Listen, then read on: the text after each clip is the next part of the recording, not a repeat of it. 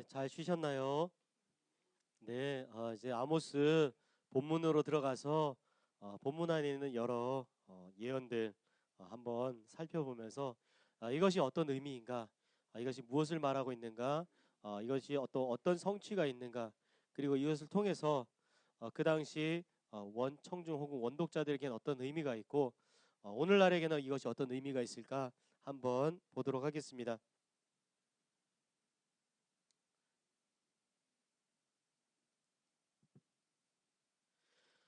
1장 먼저 아모스서를 이렇게 좀 구조로 살펴보면 1장 1절부터 9장 10절까지의 내용은 심판에 대한 내용이 다 계속해서 이어집니다. 그리고 9장 11절부터 15절은 회복에 대한 이야기가 언급되어 있습니다. 그래서 심판하겠다, 하나님이 심판하시겠다, 그리고 멸망한다, 망한다, 이런 얘기를 계속 하다가 끝에 가서 그렇지만 그때가 되면, 그날에 하나님이 임하시는 그날이 되면, 하나님이 정하신 그 때가 되면 다시금 회복될 것이다 라고 회복에 대한 이야기도 하고 있어서 대부분의 많은 선지서들은 이렇게 심판과 회복에 대한 이야기를 하고 있습니다. 그러면서 이 본문 안에 이렇게 끊어서 열국의 심판으로, 아모스의 책망의 설교의 내용으로, 또 아모스가 본 5개의 환상으로, 또 회복의 약속으로 이렇게 아모스서를 구분할 수가 있겠습니다. 1장 2절에 보면 1장 2절에 그가 이르되 여호와께서 시온에서부터 부르짖으시며 라고 기록되어 있는데, 이 부르짖으시며라는 이 단어가 히브리어는 샤그라는 단어로 쓰여져 있습니다. 그런데 이 샤그라는 단어는 그 으르렁거리다, 이런 의미가 있는 거거든요. 하나님께서 그 소리를 내서 시온에서부터 으르렁거리시며 예루살렘에서부터 소리를 내신다는 거죠. 그래서 하나님께서 이렇게 으르렁거리신, 제가 아모스를 시작할 때 왜 아모스가 마치 사자가 울부짖는 듯한 이미지인가라고 할 때 1장 2절에 부르짖으시며라는 이 단어가 가지고 있는 이 의미가 으르렁거리다, 울부짖다, 이런 의미가 있기 때문에 그렇습니다. 그래서 하나님께서 아모스에게 말씀하시는 거죠. 마치 사자처럼, 사자와 같이. 그러면서 너 가서 전해라, 내가 말하는 것 가서 그대로 전해라, 사자처럼 이렇게 말씀하시는 거죠. 이런 느낌을 한번, 하나님이 이런 표정과 이런 얼굴을 하셔서 이스라엘 향해서 지금 말씀하고 계시고 그 도구로 아모스를 사용하고 계신다고 보면 되겠습니다. 그럴 때 1장 1절부터 2장 16절 안에 주변 열국에 대한 심판의 내용이 나오는데요. 이스라엘과 유대와 블레셋과 두로와 시돈과 아람과 다메섹과 암몬, 이런 모압 주변의 나라들이 이렇게 북이스라엘과 남유다를 둘러싸고 있죠. 그럴 때에 1장 3절부터 5절에 보면 다메섹에 대해서 하나님께서 심판의 내용을 말씀하십니다.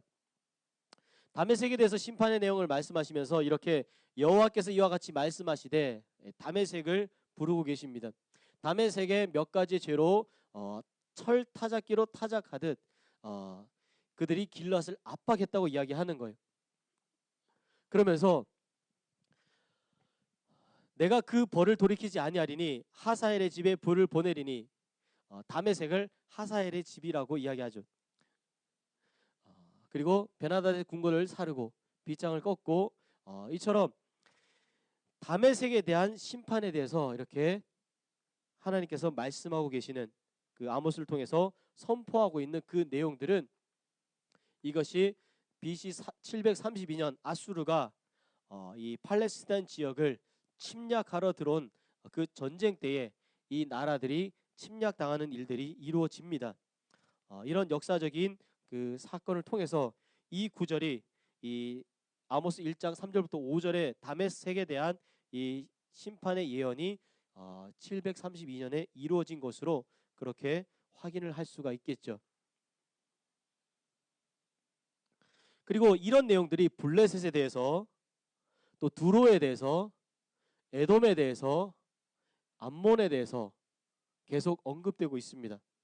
또 모압에 대해서도 언급하고 있고요.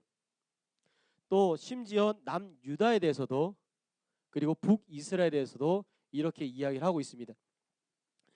아모스가 남유다 사람으로 북이스라엘에 갔어요. 그래서 베델에서 하나님의 예언을 전합니다. 그런데 주변 나라들에 대해서 이야기를 하고 있는 거예요. 먼저 다메섹에 대해서 이야기합니다. 아모스가 북이스라엘 베델에 어디 좀 높은 지역에 올라가서 많은 북이스라엘 사람들이 있는 곳에서 여러분 내 말을 들으시오 하면서 다메섹은 이러이러한 잘못을 저질렀기 때문에 하나님께서 이렇게 멸망하게 하실 것입니다.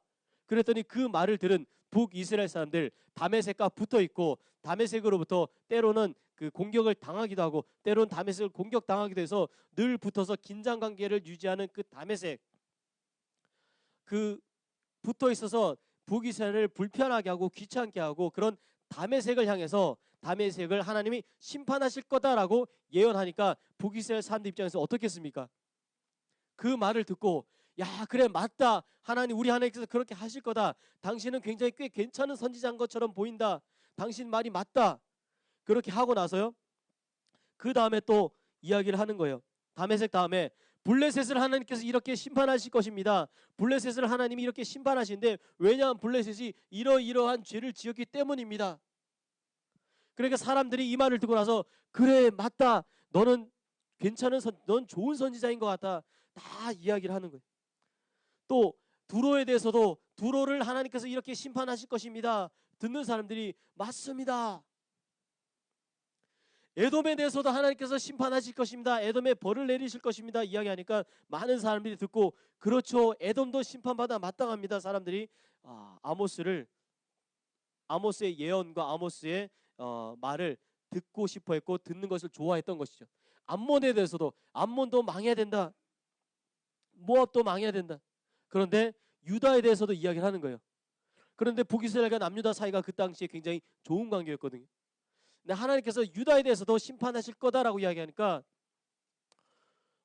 이스라엘 사람 입장에서 뭐 유다가 나쁜 짓을 했나 보지, 유다가 하나님 말씀 듣지 않았나 보지, 이런 의미로 받아들일 수도 있었겠죠. 그런데 북이스라엘도 망할 거다라고 하니까 당황스러운 겁니다. 주변 국가들이 망한다라고 할 때는 그냥 그런가 보다, 그리고 그 망한다는 얘기를 들을 때 때로는 속 시원하고 한편으로 마음 편안하고 그런 마음도 있었다가 남유다가 망한다고 하니까 남유다는 우리랑 가까운 사이인데, 그런데 북이스라엘까지도 망한다라고 이야기하니까 이 북이스라엘 사람들 가운데 이 예언에 대한 불편함이 생기기 시작을 한 것이죠. 다메섹에 대해서, 블레셋에 대해서, 두로에 대해서, 에돔에 대해서, 암몬에 대해서, 모압에 대해서, 그리고 남유다에 대해서, 그리고 마지막으로 북이스라엘에 대해서 예언을 했습니다. 어떤 느낌이 오십니까? 이 예언의 내용을 통해서 결국에 궁극적으로 아모스가 말하고자 하는 대상은 누구였을까요? 주변에 다른 나라들도 하나님께서 멸망하신다라고 말하면서 점점점 그 말하고자 하는 내용도 늘려가고, 왜 우리가 말을 할 때 정말 말하고 싶은 것은 제일 마지막에 꺼내잖아요. 이와 마찬가지로 이 모든 예언이 하나님께서 알려주셔서 하는 것은 맞지만 결국 아모스가 말하고자 하는 것은 결국 다메섹부터 남유다에 이르기까지 하나님께서 심판하실 거다라고 이야기하고 난 이후에 최종적으로 말하고자 하는 의도는 너희들 북이스라엘도 하나님께서 멸망하게 하실 거다. 그러니 돌이켜라. 너희들이 짓고 있는 그 잘못을 돌이켜서 하나님의 다림줄 앞에 다시금 올바로 서 너희들의 잘못을 돌이켜야 한다라고 이야기를 하는 거죠. 이럴 때 이것을 수위라는 표현을 가지고 볼 수 있겠습니다. 다메섹에 대해서 성경은 3절, 가사에 대해서 3절, 두로에 대해서 2절, 에돔에 대해서 이렇게 조금씩 이야기를 하다가 가장 많은 분량을 사용하고 있는 것이 이스라엘에 대한 이야기죠. 결국 이것을 통해서 알 수 있는 것은 궁극적으로 아모스가 심판에 대해서 경고하고자 하는 가장 1차적 대상은 바로 북이스라엘에 대한 심판을 말하고자 했던 것이죠. 그럴 때 모든 나라를 향한 선포 끝에 왜 이스라엘에 대한 마지막 선포가 있는가? 그것은 결국에 궁극적으로 북이스라엘에 대한 말을 하고 북이스라엘의 심판이다라는 이야기를 하고 싶었고, 이것이 철저한 심판이다. 왜냐하면 다메섹의 심판 받으면, 다메섹에 대한 심판을 예언한 선지자가 예언을 했는데 이것이 실제로 다메섹이 심판 받았다면 그 다음에 나머지도 심판 받아요, 안 받아요? 받는 거예요. 그러면 BC 732년에 다메섹이 실제로 아수르에 의해서 734년부터 732년 사이에 그 전쟁을 통해서 아수르에 의해서 다메섹, 블레셋, 두로, 에돔, 암몬, 모압, 이 남유대와 북이스라엘 주변의 모든 나라들이 침략을 받습니다.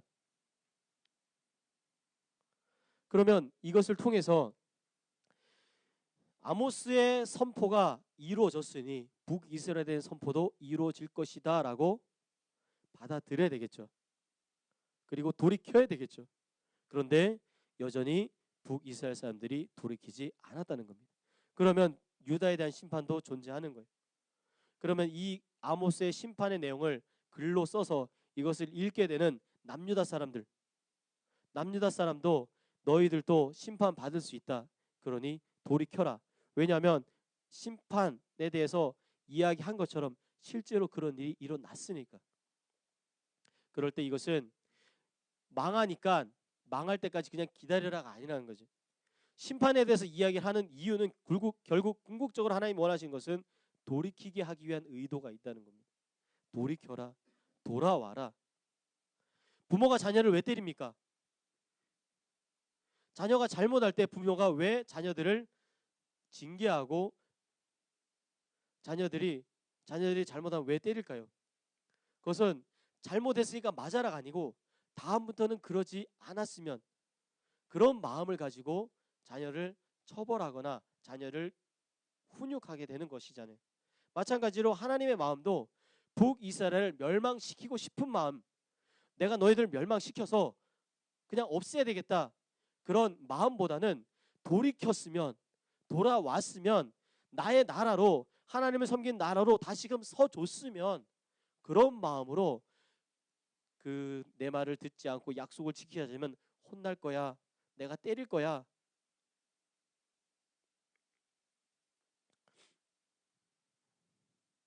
제가 저희 아이들에게 아이들이 잘못할 때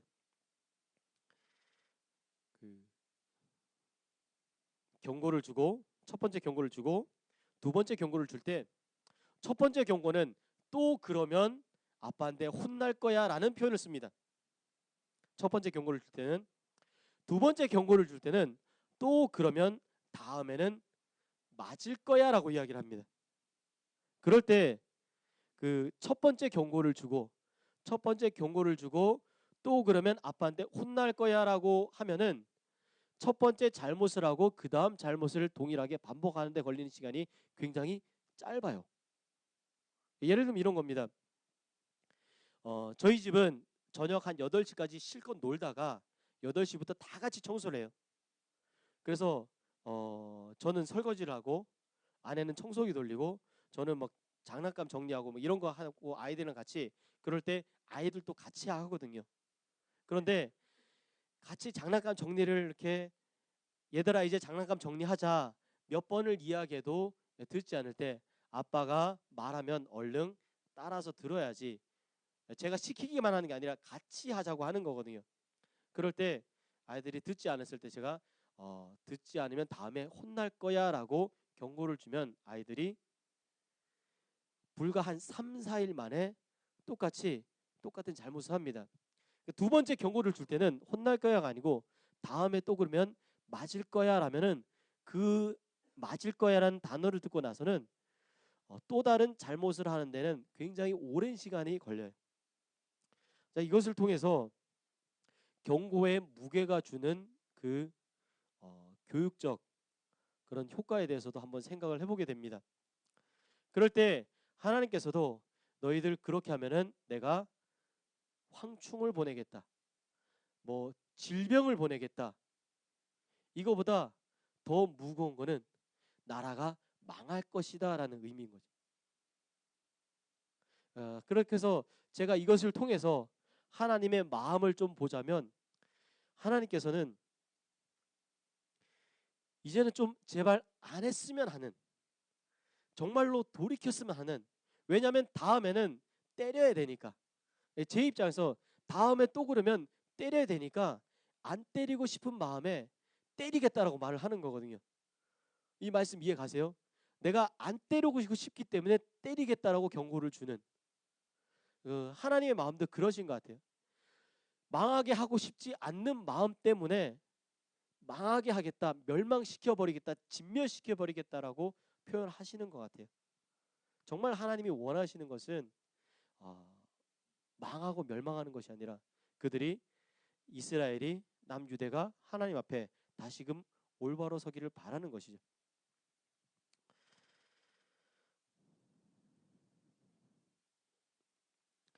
3장부터 보면 또 송사 오라클이 나옵니다. 북이스라엘을 부르고요. 북이스라엘에서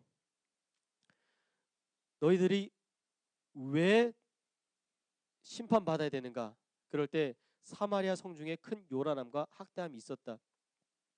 성 안에 요란함과 학대함이 있었다는 거예요. 성 안은 누가 살고 있습니까? 왕족들, 귀족들, 이런 사람들이 성 안에 있는 거거든요.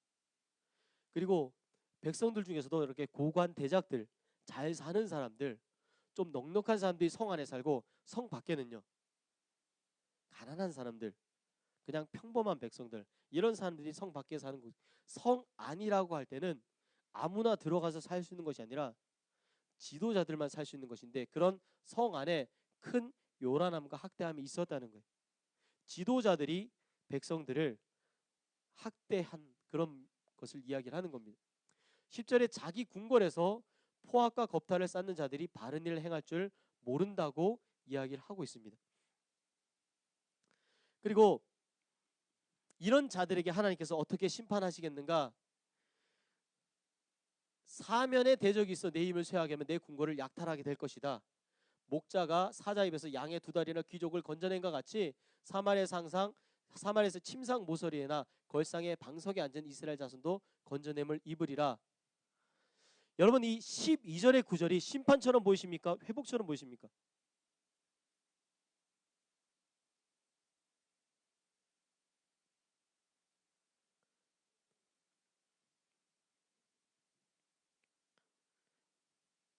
큰 틀에서는 심판이겠죠. 그런데 아주 약간 남은 건져냄은 있다라고 하나님께서 말씀하시는 거죠. 그럴 때 3장 12절에 나오는 저 내용을 우리가 좀 출애굽기를 통해서 한번 보고자 합니다. 출애굽기 22장 10절부터 보면은 이렇게 기록돼 있어요.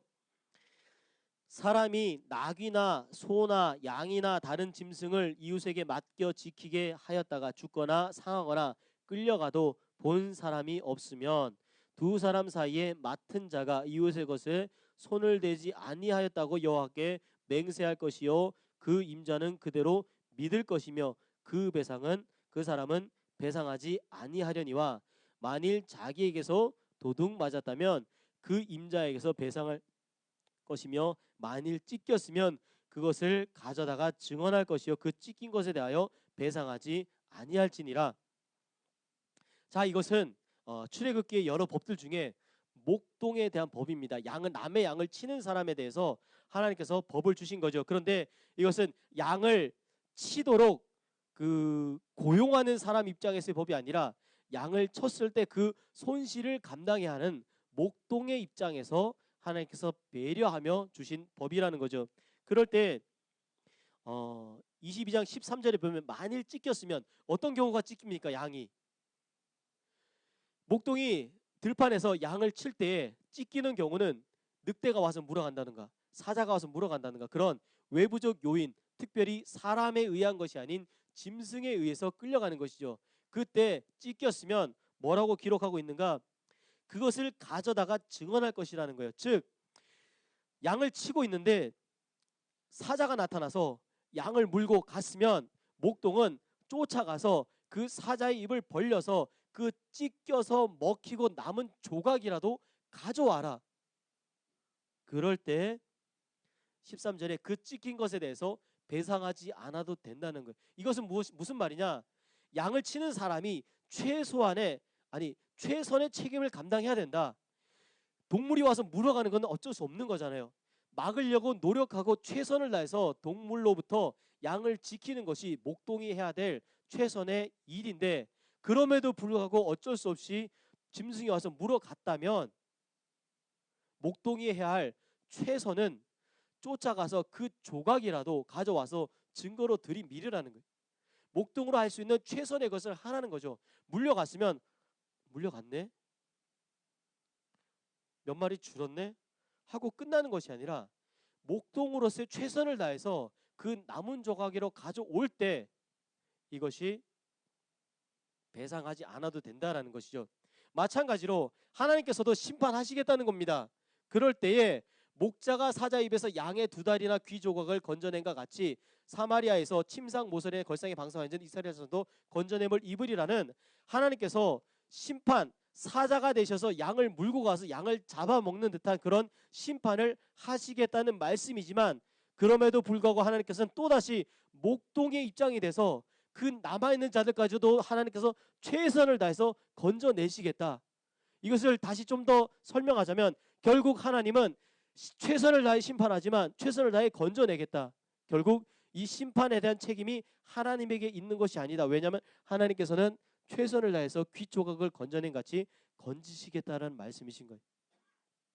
이러한 출애굽기의 목동법에 대한 내용이 이 안에 있는 것입니다. 이것은 남은 자 사상이라고 하죠. 그래서 심판에 대해서 심판받고 난 이후에도 여전히 하나님께서는 하나님의 사람을 남겨두셔서 그 하나님의 사람으로 인해서 하나님을 드러내시겠다고 하는 그런 하나님의 선택 되는 그 남은 자 사상에 대한 사상이 이 안에서도 발견되는 것이죠. 그래서 이것을 통해서 하나님이 처절하게 심판하시겠다는 심판의 내용이지만 결국 하나님께서는 그럼에도 불구하고 최선을 다해서 또 건져내시겠다는 그런 하나님의 어쩌면 좀 이율배반적인 공의와 사랑이 부딪히면서 그거 두 공의와 사랑을 둘 다 행하시고자 하시는 하나님의 성품이 드러나 있는 것이죠. 그런 거잖아요. 그 얼마 전에 제가 저희 셋째 아이를 되게 혼낸 적이 있어요. 그 셋째가 둘째를 굉장히 괴롭히거든요. 셋째랑 둘째랑은 나이가 4살 차이가 납니다. 그런데 4살인 셋째가 8살인 형에게 막 때리는 거예요. 8살인 형은 3살 동생에게 마음이 되게 약해요. 맞고 아프니까 때리지는 못하고 맞고 아프니까 우는 거예요, 그냥. 그런 일이 너무 이제 여러 번 발생하고 해서 제가 여러 번 경고를 주다가 한 번은 셋째를 데리고 와서 좀 심하게 혼낸 적이 있어요. 뭐 4살짜리 아이가 아빠 말을 알아들으면 얼마나 알아듣겠습니까마는 심하게 혼내는데 나중에 혼내고 나서 그 아이를 목욕시키려고 데려갔더니 제가 이렇게 허벅지 이렇게 요만한 몽둥 회초리로 때렸는데 피멍이 든 거예요. 조그만 아이가. 그거 보는데 제 마음이 너무 아프더라고요. 눈물이 나고. 그리고 아이를 씻기고 재우고 나서 바지를 벗기고 약을 발라줬어요. 이게 아버지의 마음 아니겠습니까? 저도 이런 아버지의 마음을 요즘에 배우고 있거든요. 이것이 하나님의 마음 아니겠습니까? 하나님 아버지의 마음, 심판하시지만 또 그 심판당한 그 안에서 하나님의 백성들을 건져내시겠다고 하시는 이런 그 선지서 안에 이런 하나님의 마음들이 많이 들어있는 것을 발견합니다.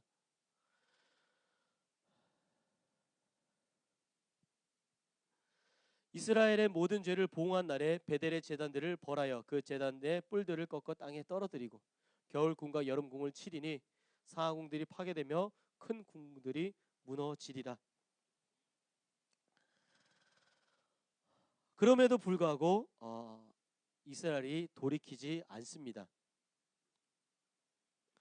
4장 1절부터 13절에 보면 사마리아에 사는 바산의 암소들아 라고 부르세요. 하나님께서 4장 1절에 사마리아에 사는 바산의 암소들아 라고 할 때 이 사마리아 산에 사니까 북이스라엘이겠죠. 그러면 바산의 암소들아 라고 하면 암소는 누구를 말하는 걸까요? 성별로는 암컷, 그리고 3절에는 가장에게 이르기를 술을 가져다가 우리로 마시게 하라. 가장의 성별은 남성이겠죠. 그러면 암소들아라고 할 때 사마리아 산에 있는 바산의 암소들은 사마리아의 그 귀부인들, 여성들, 그런데 지체 높은 고관 부인들, 이런 여성들을 말하는 거겠습니다. 그럴 때 이들이 어떤 일을 했냐면 힘없는 자를 학대하며 가난한 자를 압제하며 가장에게 이르기를 술을 가져다가 우리로 마시게 하라. 남편들이 돈이 많고 돈을 많이 벌어다 주고 하니까 호의호식하고 허랑방탕하게 여성들이 생활하는 거예요. 그럴 때 하나님께서 이렇게 말씀하십니다. 때가 너에게 이를지라 사람이 갈고리로 너희를 끌어가며 낚시로 너희의 남은 자들도 그러하리라. 너희가 성 무너진 데를 통하여 각기 앞으로 바로 나가서 하르몬에 던져지리라. 암소니까 마치 독축장에서 소를 이렇게 도축해서 갈고리로 찍어가지고 이렇게 딱 걸은 다음에 이렇게 끌고 가는 그런 이미지가 보여지기도 합니다. 낚시로 너희의 남은 자들도 그러하겠다. 그런데요, 잘 안 보이시죠? 이것은 뭐냐면 그 BC 701년에 그 사네립이 유다를 침공할 때 특별히 라기스를 공격할 때 그때의 전투 상황을 그 부조의 모습으로 이렇게 만들어 놓은 것을 발굴해낸 그 부조 조각인데요. 이것을 확대해 보면 이런 장면이 나옵니다.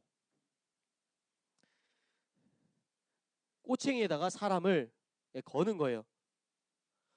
그냥 거는 게 아니라 긴 장대 끝을 뾰족하게 해서 이것을 사람의 항문을 통해서 입으로 관통시켜 이것을 거는 거예요. 이것이 아수르의 전쟁 때에 아수르는 붙잡은 사람들 혹은 이런 사람들을 이렇게 창으로 꼬챙이로 꿰어서 제일 앞에 전시합니다. 진열해요. 그래서 이것을 보면서 우리와 싸워 이것이 될래 아니면 항복할래. 그래서 이것을 내걸고 갑니다. 그리고 이 옆에 있는 이것은 여기 붙잡고 이쪽에서 다리를 당기죠. 이 바지를 벗기는 것이 아니라 사람의 가죽을 벗기는 모습을 이렇게 만들어서 표현을 하고 있는 거예요. 이것이 아수르의 전쟁의 방법이었던 거예요. 이렇게 잔인하게 전투를 치루었습니다. 이렇게 잔인하게 전투를 치르는 이 모습이 역사적으로 고고학적으로 발굴이 되는 거예요. 그리고 아모스는 이렇게 예언을 했습니다. 바산의 암소들아 사람이 갈고리로 너희를 끌어가겠다. 그리고 이것은 실제로 아수르의 침략으로 이런 모습이 이루어지고 또 이것이 아수르의 실제적인 전투할 때의 모습이었던 거죠. 또 이스라엘 자손들을 부릅니다. 그들이 기뻐하는 우상 숭배, 베델에 가서 범죄하고 길갈에 가서 죄를 다하며 아침마다 너희 희생을 3일마다 너희 11조를 드리며 누룩 넣은 것을 불살라 수은제로 드리며 낙헌제로 소리내어 선포했다고 합니다. 베델에 가서 하나님이 이스라엘 백성들에게 너희가 베델에 가서 범죄했다고 이야기해요. 이스라엘 자손들이 베델에 가서 뭐 했을까요? 하나님께 제사했습니다. 그런데 하나님은 범죄했다고 이야기하세요. 길갈에 가서 뭐 했을까요? 제사했어요. 누구에게? 하나님에게. 근데 하나님은 죄를 더했다고 이야기하세요. 아침마다 너희 희생을 3일마다 11조를 드렸다고 이야기하세요. 그리고 누룽더운 것을 불살라 수은제로 드렸다고, 낙헌제를 손인에 선포했다고, 철저하게 종교적으로 하나님을 믿는, 하나님을 섬기는 그런 행위들을 한 겁니다. 그런데 이것을 하나님은 우상숭배라고 이야기하고 범죄라고 이야기하는 거예요.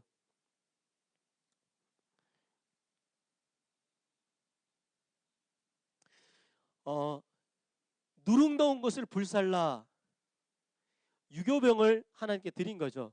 유교병은 화목제물입니다. 화목제물은 음식을 서로 나눠 먹죠. 제물을. 무슨 말입니까? 하나님 앞에서 제물을 드릴 때 화목제물로 드리고, 그리고 하나님 앞에서 음식을 나눠 먹은 거예요.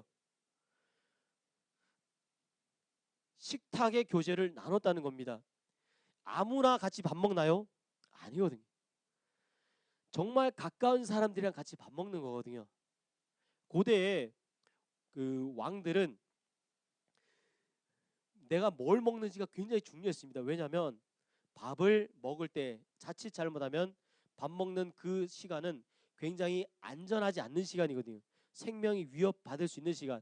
약간의 독이라도 음식에 들어있으면 그대로 목숨을 죽을 수도 있는 시간. 그래서 식탁을 함께 나눈다는 것은 그 당시에 내 생명을 너와 공유할 수 있다, 혹은 내 생명을 너에게 맡긴다라는 그런 의미가 있는 거거든요.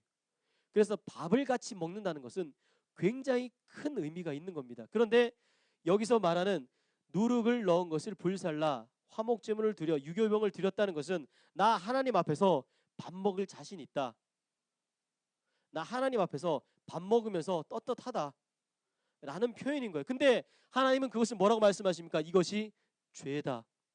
너희는 나에게 그런 안전함의 태도를 가지고 있지만 나는 지금 여기가 불타오른다. 나는 너희들이 그렇게 제물을 드리는 것이 역겹다, 토할 것 같아. 그렇게 말씀하고 있는 거예요. 하나님께서 심판하시겠다고 이야기했음에도 불구하고 돌아오지 않는 거죠. 그래서 하나님께서 심판하시겠다고 이야기하십니다. 내가 이것을 행하리니 이스라엘아, 내 하나님 만나기를 준비해라. 하나님 언제 만나나요? 여호와의 날에. 이런 겁니다. 제가 어제 말씀드렸죠. 얘들아, 그렇게 하지 마라. 한번 아빠가 혼날 거야. 한 번, 두 번, 세 번 경고 주고 이제 아빠를 좀 만나야 되겠다. 따라와라. 방으로 데려가서 혼내는. 아빠를 왜 만납니까? 혼나야 되니까. 내 하나님 만나기를 준비해라. 이것은 여호와의 날이 곧 임할 것이다. 그런데 여호와의 날은 누구에게는 회복이고, 누구에게는 축복이고, 누구에게는 영광이지만 누구에게는 심판이고 저주고 멸망이라는 것이요. 그럴 때 하나님은 북이스라엘을 향해서 하나님 만나기를 준비해라. 이것은 너희들이 심판당하고 멸망당할 것이다. 나를 만나게 될 것이다. 나를 만나는 것은 너희들에게 심판이고 저주가 될 것이다. 그러니 무슨 말이에요? 와서 좀 맞잡니까? 하지 마라. 제발 좀 그렇게 하지 마라. 언약을 지켜라. 이웃을 사랑해라. 공의를 행해라. 이 말을 계속해서 하시고 싶으신 거예요.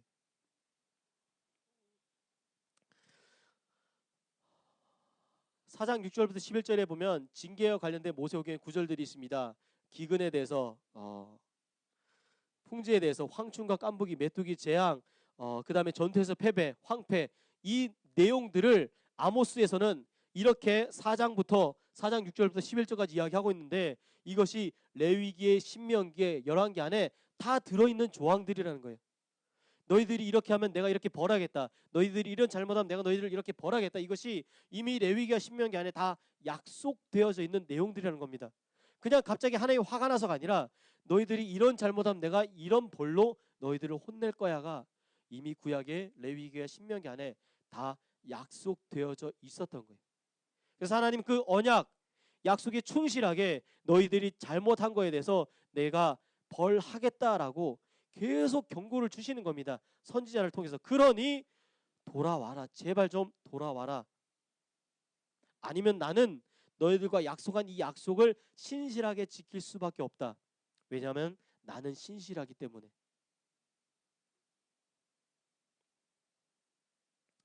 그래서 이렇게 말하죠. 너희는 베델에 가서 범죄해라. 길갈에 가서 죄를 더해라. 아침마다 너희 희생을 3일마다 너희 11조를 드려라. 누룩 넣은 것을 불살라 수은제로 드려라. 낙헌제를 소리내어서 선포해라. 이게 어떤 의미입니까? 하라는 의미일까요? 저에게는 너 자꾸 동생이랑 싸우지. 그래 계속해서 싸워봐라. 너 자꾸 누나한테 까불지. 그래 계속해서 까불어라. 너 엄마 말씀 안 듣지. 그래 계속해서 듣지 않아라. 너 밥 먹을 때 자꾸 돌아다니지. 계속 돌아다녀라. 어떤 건지 다가오세요. 이것이 하나님의 입장에서 뭐라고 말씀하시는 것인지. 하지 마라. 하지 마라를 반어법으로 말하고 있는 거죠.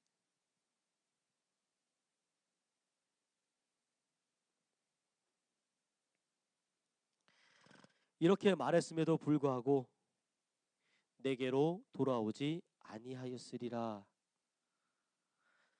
돌아오지 않았다는 거예요. 이렇게 경고하고 하지 마라. 하나님 얼마나 속상하셨을까요?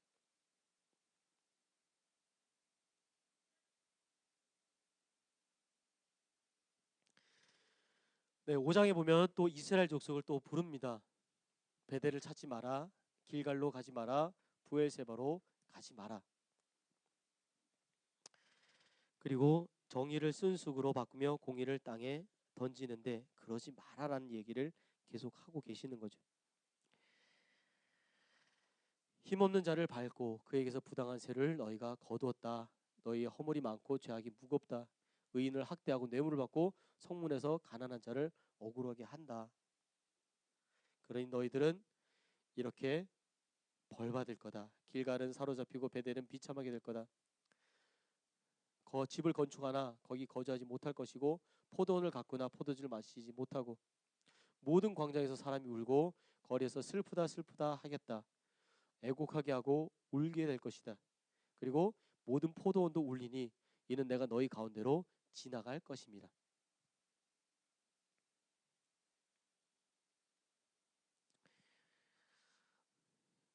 혹시 출애굽기 6월 그 출애굽기 보면은 이스라엘 백성들이 출애굽하는 첫날 하나님이 천사들을 보내셔서 10번째 재앙을 주시죠. 기억나십니까? 10번째 재앙을 주시면서 그 이스라엘 백성들에게는 지침이 내려옵니다. 어린 양을 잡아서 문설주에 그 피를 발라라. 그러면 하나님께서 그 재앙을 넘어가게 하시겠다. 넘어가지 않으면 어떻게 가실까요? 지나가시는 거예요. 지나가면 어떻게 돼요? 심판이, 죽음이 있는 거예요. 하나님께서 내가 너희 가운데로 지나가게 될 것이다는 이 구약의 출애굽의 10번째 재앙을 연상하게 하는 내용입니다. 내가 너희를 지나가겠다. 사실 나는 너희를 넘어가고 싶다. 그래서 내가 너희를 넘어간 날을 기억하라고 하지 않았냐. 출애굽에서부터 계속해서 출애굽 이후로 6월절을 지키고 절기를 지키게 한 이유가 그때가 바로 내가 너희를 넘어간 달이지 않냐. 나는 사실 너희를 넘어가고 싶다. 그런데 너희들이 여전히 이와 같은 삶을 산다면 어쩔 수 없이 나는 너희를 지나가야 된다.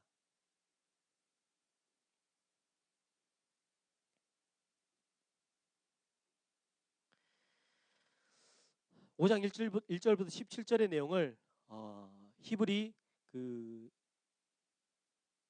시의 특징인 교차대구 카이아즘이라고도 표현하죠.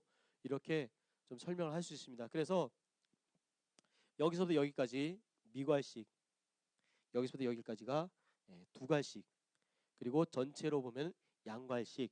그럴 때 이 안에서 이런 형식을 가졌을 때 가장 강조되는 표현, 이 전체를 통해서 궁극적으로 말하고자 하는 내용의 핵심은 가운데 있는 거거든요.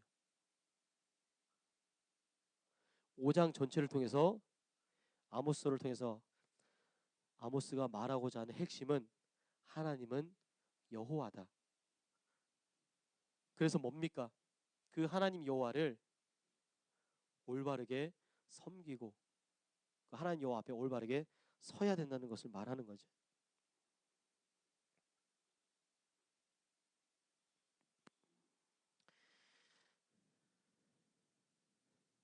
4절에서부터 6절에 보면 베델을 찾지 마라. 베델은 비참하게 될 것이다. 길갈로 들어가지 마라. 길갈은 반드시 사로잡힌다. 브엘세바로 나아가지 마라. 결국 어디로 가라? 너희는 나를 찾으라. 그리하면 살리라. 너희는 여호와를 찾으라. 그리하면 살리라. 그럴 때 이와 같이 제일 앞에 하는 말, 제일 뒤에 하는 말이 동일하게 반복되는 이런 것을 처음과 나중이 같다라고 해서 수미상관이라고 표현하기도 합니다. 그럴 때 이런 형태를 가질 때는 강조되는 포인트가 처음과 끝이라는 거죠. 결국 이 4절부터 6절까지의 내용을 통해서 하나님이 원하고 하나님 말씀하시고 싶은 거는 너희는 나를 찾아라. 그리하면 살리라. 이스라엘 백성들이 하나님을 어떻게 찾을 수 있을까요? 하나님을 찾는 것이 무엇입니까? 그럴 때 하나님 말씀하십니다. 베델을 찾지 마라. 길갈로 들어가지 마라. 브엘세바로 가지 마라. 그럼 어디를 가야 되는 걸까요?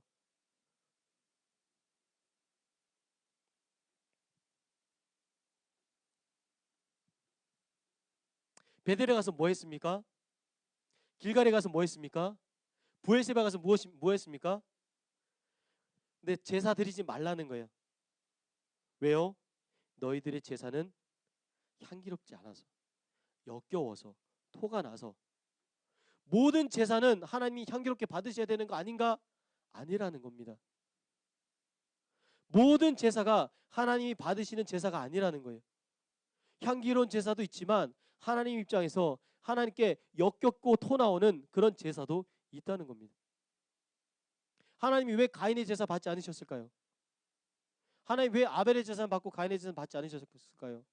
모든 제사가 하나님께 흠향되는 제사는 아니라는 거죠.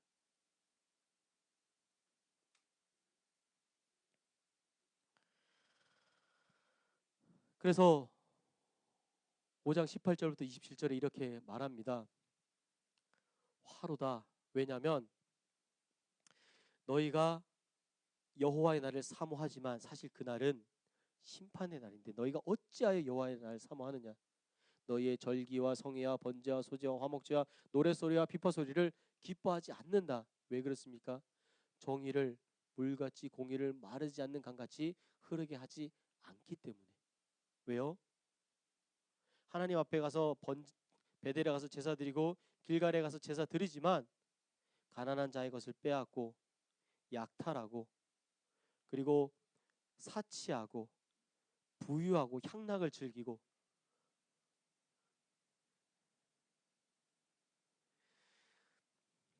가난한 사람의 것을 빼앗아서 11조 드리면 뭐합니까?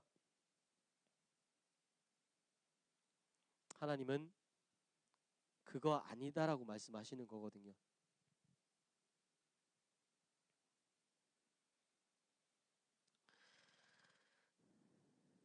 하나님께서 기뻐하시지 않는 것들, 너희 절기들을 미워하고 멸시하며 너희 성회들을 기뻐하지 않고 이 모든 것을 하나님이 기뻐하지 않는다고 말씀하십니다.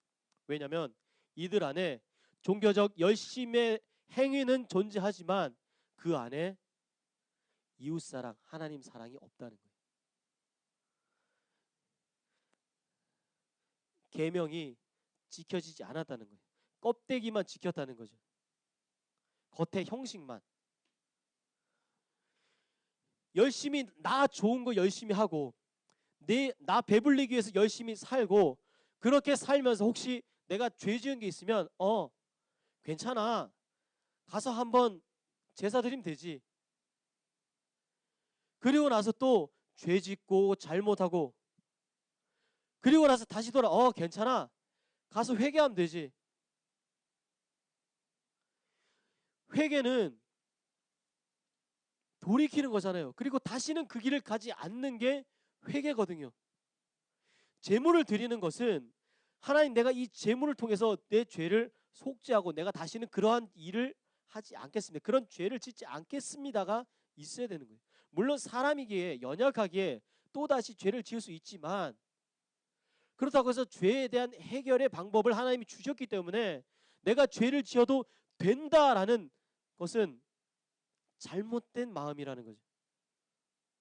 혹시라도 사람이 연약하고 부족함이 있기 때문에 죄를 지었을 때 그 죄를 해결할 수 있는 방법을 하나님이 주신 거지, 마음껏 죄 짓고 다니다가 그거 가지고 뭐 회개하면 한 방에 해결되는 그런 의도로 하나님께서 죄를 해결할 수 있는 방법을 주신 것은 아니라는 거거든요. 마치 중세시대에 면죄부가 생각나게 하는 것이죠. 마음껏 죄 짓다가 제사 한번 드리면은 괜찮아 라고 인식하는 그러한 인식이 아모스의 시기에 있었다는 겁니다. 그럴 때 하나님이 너희들이 하는 모든 제사, 너희들이 하는 모든 절기 이거 참 역겹다라고 표현하시는 거죠. 그래서 정의와 공의를 말씀하시는 겁니다. 정의는 미시파트라는 단어고요. 심판, 재판, 공의, 법령 이런 의미가 있는데 저지먼트, 오디넌스, 커스텀, 매너 이런 것들을 의미합니다. 공의는 의로움, 공의, 의로운 행위, 근본적으로 윤리적 도덕적 표준과의 부합함. 좀 더 쉽게 설명하면 공의는 그냥 존재하는 의, 하나님의 옳음 이것을 의미한다면 정의는 그것이 이 땅 세상에 내려와서 어떻게 사람들과의 관계 사회 안에서 실현되게 하는가 이것을 정의라고 볼 수 있겠죠. 그럴 때 하나님의 공의가 세상 속에서 정의로 드러나게 하는 것. 하나님의 공의가 무엇일까요? 하나님을 사랑하는 것, 이웃을 사랑하는 것. 그 공의가 세상 속에서 정의롭게 하나님을 사랑함이 이루어지고 세상을 사랑함이 이웃을 사랑함이 이루어지는 것. 이것이 바로 하나님이 공의를 물같이 정의를 하수같이 라고 말씀하시는 거죠. 정의를 물같이 흐르는 강같이 라고 할 때 우리에게는 이것이 굉장히 풍성하게 다가옵니다. 왜냐하면 한국에는 큰 강도 많고요. 흐르는 물 이것이 굉장히 저희는 목욕할 때 이렇게 샤워기 막 틀어놓고 하잖아요. 팔레스타인 지역에서는 물이 굉장히 귀하거든요. 굉장히 물이 귀합니다. 그런데 그 귀한 물을 흐르는 물같이 그리고 흐르는 강같이 하기 위해서는 어마어마하게 많은 것이 흘러가야 되는 거잖아요. 그 귀한 팔레스타인 지역에서 물이 귀한, 물은 굉장히 귀한 것이고 생명을 상징합니다. 이런 귀한 물이 온 이스라엘, 이런 귀한 것이, 이 생명이 온 이스라엘 가운데 덮어질 때 이것이 진정한 하나님의 나라가 이루어진다는 것이죠. 이것이 덮어져 갈 수 있는 것은 쉬운 일은 분명히 아닙니다. 그렇지만 하나님은 이것을 원하시는 거죠. 정의가 물처럼 공의가 흐르는 강처럼 온 이스라엘에 이것이 흘러 들어갈 때 깊이까지 적셔져 갈 때에 이것이 바로 하나님이 원하시는 그 하나님의 나라로서의 모습이라는 거죠. 그런데 이것이 되지 않는다는 겁니다. 이것은 어떻게 이루어집니까? 베델에 갈 때 이루어지나요? 길갈에 갈 때 이루어지나요? 종교적, 제사적, 제의적 행위를 행할 때 이루어집니까? 아니라는 겁니다. 그 안에 하나님을 사랑하는 마음, 그리고 하나님을 사랑하는 열심, 또 이웃을 사랑하는 마음, 그리고 그것이 삶에서, 행동에서, 일상에서 드러나 그것이 계속해서 물처럼 흐르는 강처럼 흘러가 온 나라 안에 퍼져 나갈 때 이것이 이루어진다는 것이죠. 하나님이 이것을 원하셨다는 겁니다. 그런데 북이스라엘 사람들이 가난한 자를 수탈하고 빼앗고 탈취하고, 오늘날에도 이런 모습은 얼마든지 있을 수 있는 것 같아요. 기독교인이라고 해서 다 예수님의 제자는 아니더란 말입니다. 하나님을 믿는다고 해서 다 하나님의 뜻대로 사는 것은 아니더란 말입니다. 주일날 교회 와서 예배 참석하고 예배를 드리는 사람들 중에서 주일 날만 하나님 보시기에 합한 모습으로 살고 나머지 6일은 그렇지 않는 사람들도 있더란 말입니다. 그럴 때 하나님은 이런 아픈 마음 드시지 않으실까? 그리고 그런 모습을 우리 목사님들께서 그러지 않아야 한다라고 지도해 주셔야 되지 않을까? 물론 잘 하고 계시지만 제가 아모스를 통해서 다시 한번 부탁드리고 싶은 내용인 거죠.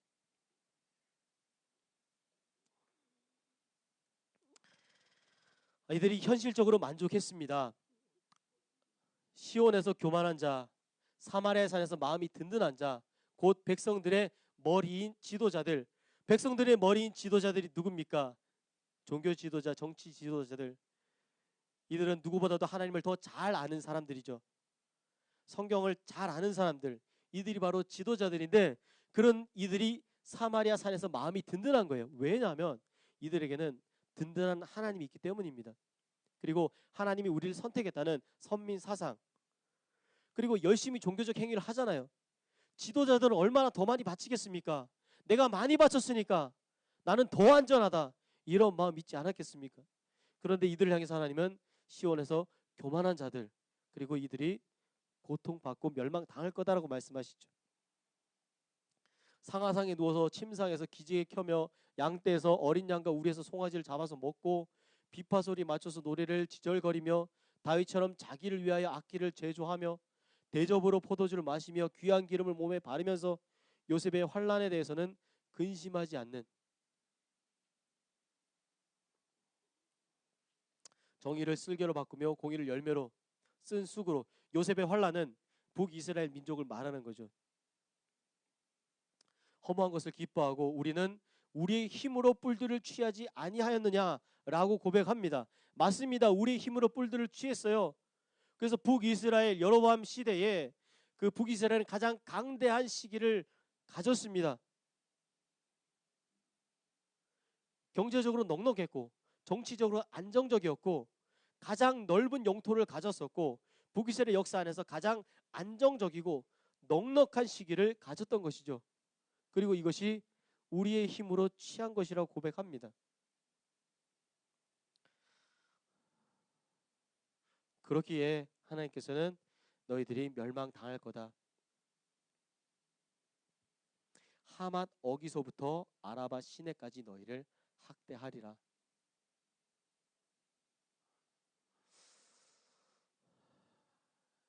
계속해서 선지서에서 이야기하고 있는 것은 아수르에 의한 심판 그리고 그것은 하나님이 돌이키길 바라는 마음, 애통하는 마음으로 계속해서 경고하고 있는 것이죠.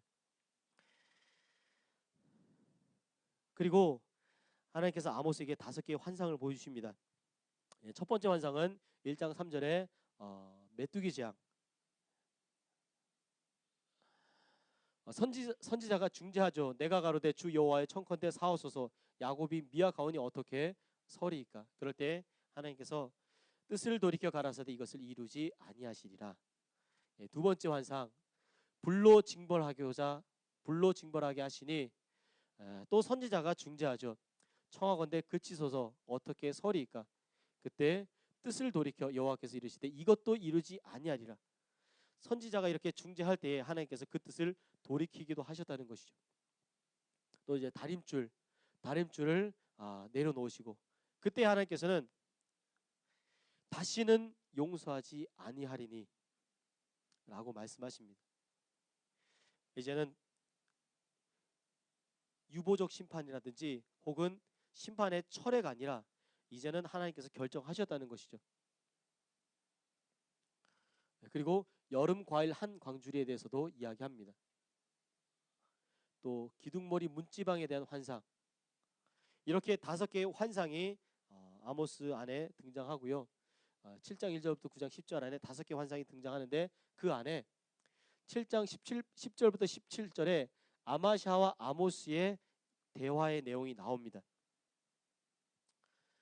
아마샤가 여로보암 왕에게 사람을 보내서 아모스를 고발합니다. 그리고 아마샤와 아모스가 서로 이야기하죠. 아마샤가 아모스에게 니네 동네나 가서 예언해라.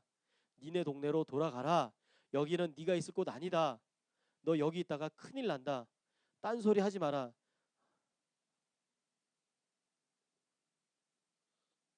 그때 아모스가 아마샤에게 이렇게 예언합니다.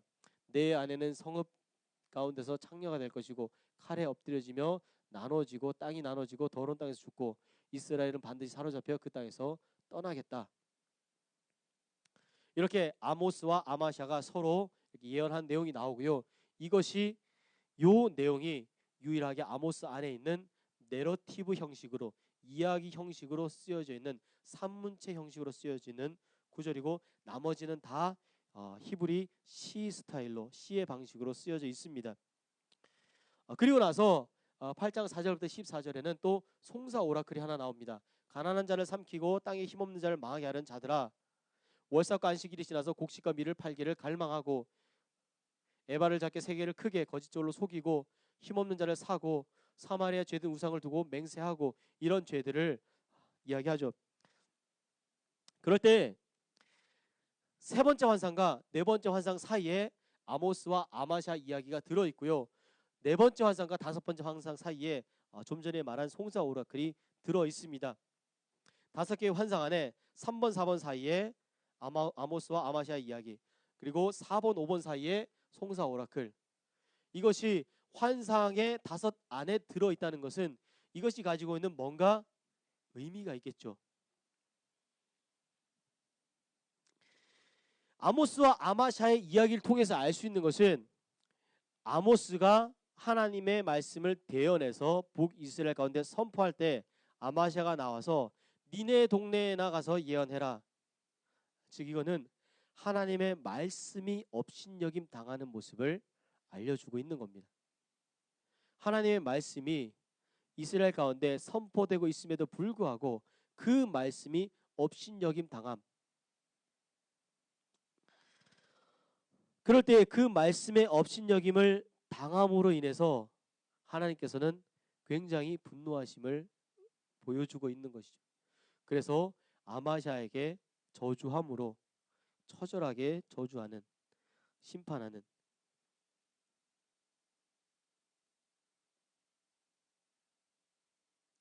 이러한 내용들. 그리고 세 번째 환상과 네 번째 환상, 네 번째 환상과 다섯 번째 환상 사이에 송사 오라클에 대한 내용이 들어 있습니다.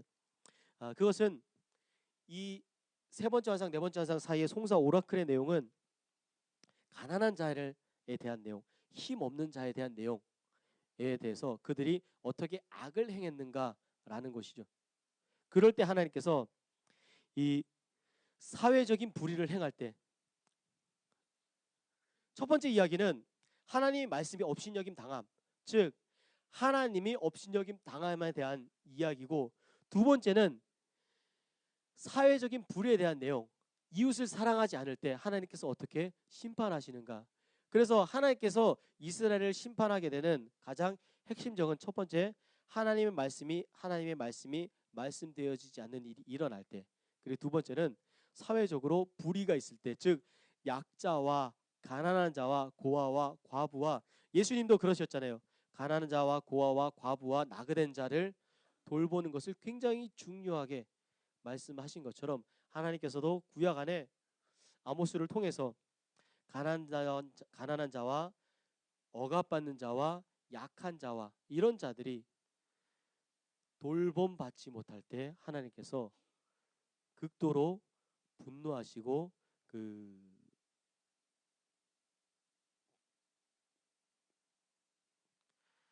견디지 못하는 그런 마음 아픔을 말씀하고 계시는 거죠. 그래서 하나님의 말씀이 하나님의 말씀 되게끔, 하나님의 가르침이 하나님의 가르침 되게끔 그렇게 요구하시는 그런 마음이 있는 거죠. 9장 11절부터 12절에 보면 이제 심판에 대한 내용이 끝나고 회복에 대한 내용이 등장합니다. 9장 11절에 미래를 나타내는 단어 그날에라는 단어가 나오고요. 내가 다윗의 무너진 장막을 일으키고 그것들의 틈을 막으며 그 허물어진 것을 일으켜서 옛적과 같이 싸우고 그들이 에돔의 남은 자와 내 이름으로 일컫는 만국을 기업으로 얻게 하리라. 그리고 또 다음 날이 이를지라 때가 되면 그때에 파종하는 자가 곡식 추수한 자의 뒤를 이으며 포도 밟는 자가 씨 뿌린 자의 뒤를 이으며 산들은 단 포도주를 흘리며 작은 산들은 녹으리라.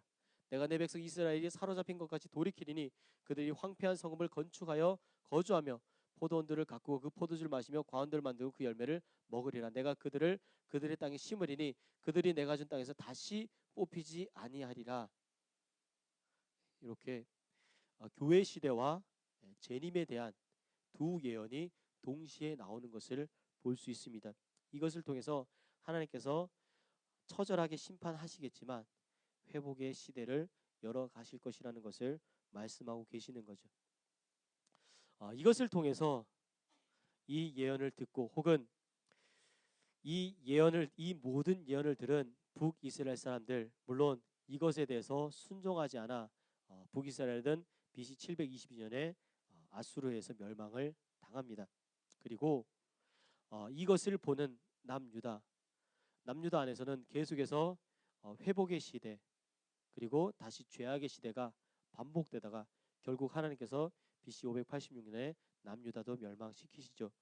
그렇지만 하나님께서 예언을 통해서 말씀하신 이 교회의 시대가 올 것이고 주님이 다시 오시는 그 재림의 시대가 올 것이다라는 예언을 성경을 통해서 말씀하셨고 우리는 이제 교회의 시대 안에서 재림의 시대 이전의 삶을 살면서 하나님이 원하시는 삶이 무엇인가, 하나님이 기뻐하신 삶이 무엇인가, 베델을 찾고 길가를 찾고 브엘세바를 찾는 것이 하나님이 원하시는 삶인가, 아니면 하나님이 원하시는 약자를 돕고 섬기고 과부와 고아를 돌보는 그런 일을, 그래서 그 아모스를 통해서 그러면 우리는 오늘날 어떤 마음으로 세상을 섬기고 어떤 마음으로 하나님 앞에 서야 될까를 다시 한번 고민해 보는 시간이 되는 것 같습니다.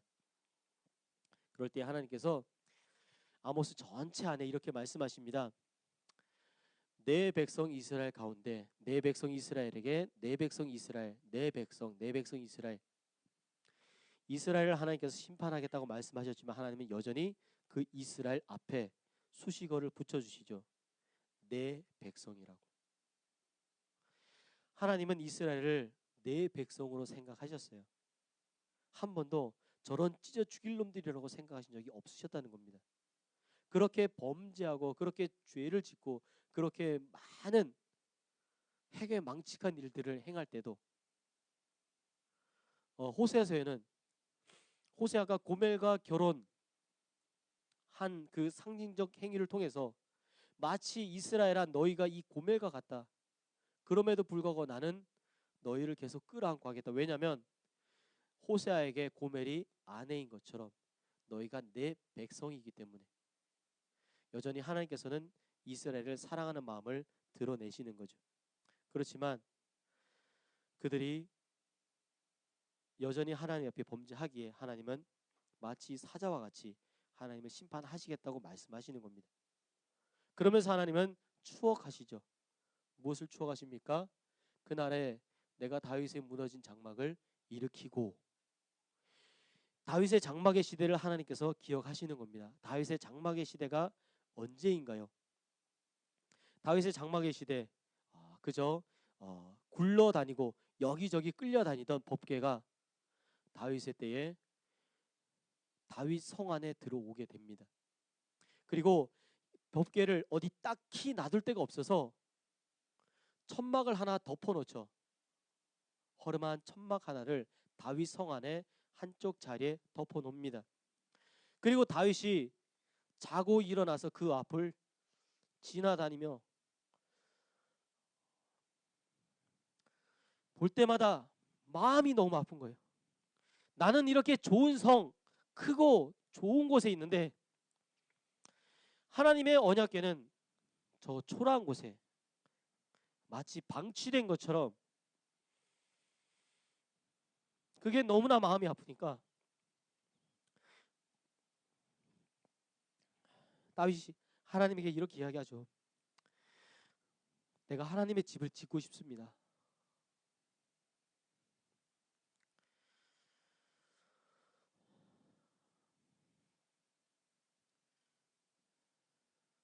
목사님들께서 잘 아시는 것처럼 다윗도 흠이 있고 범죄한 사람이거든요.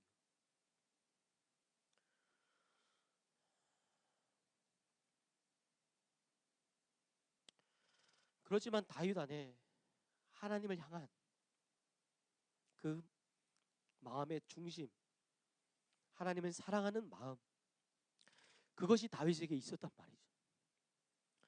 하나님은 다윗에게 집을 지을 것을 허락하지 않으셨습니다. 그래서 솔로몬의 시대에 성전이 지어지죠. 하나님이 원하신 것이 무엇이었을까요? 성전일까요?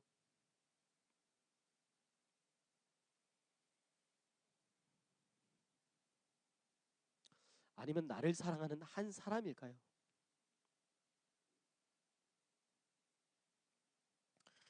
이것을 묵상하며 저는 제가 하나님 앞에 그런 사람이 되지 못한 것에 마음이 아프고 그런 사람이 되고 싶다는 마음 때문에 너무나 마음이 아프고 눈물이 나옵니다. 그리고 하나님은 그 다윗의 장막을 추억하시죠. 거대한 성전, 크고 놀랍고 화려한 그 성전의 추억이 아니라 그저 허름한 다윗성 안에 있는 조그만 장막, 하나님은 그것을 추억하시고 기억하시는 겁니다. 그리고 나서 말씀하시죠. 내가 그때에 무너졌던 다윗의 장막을 다시 일으키겠다. 이것은 하나님의 열심이 있는 것입니다. 하나님의 열정. 그때 무엇이 좋았습니까? 거대한 성전이 있어서 수많은 재물이 쌓여 있어서 혹은 계속해서 1년 365일 재물이 끊어지지 않게 계속 불타오르고 있어서 아니요. 그곳에 하나님을 예배하고 하나님을 사랑하는 그 사랑의 마음들, 하나님을 아끼고 하나님이 나의 하나님이 되기를 간절히 바라고 소망하는 그 마음, 하나님께서 그때를 돌이키시겠다라고 말씀하시는 겁니다. 선지서를 보면서 이러한 하나님의 마음을 우리가 함께 계속해서 보았으면 좋겠습니다. 그리고 선지서 안에 감추어져 있고 선지서 안에 들어있는 그 마음들, 우리 목사님들께서 교회 안에 또 성도들 마음속에 계속해서 풀어내 주시기를 간절히 소망합니다. 예, 그렇게 간절히 한참 후배인 그런 한참 후배이고 아들 같은 또 조카 같은 그런 연약하고 부족한 후배가 기라성 같은 선배님들 앞에서 간절히 좀 부탁드렸습니다. 부족하지만 제가 기도하고 마치겠습니다. 기도하겠습니다.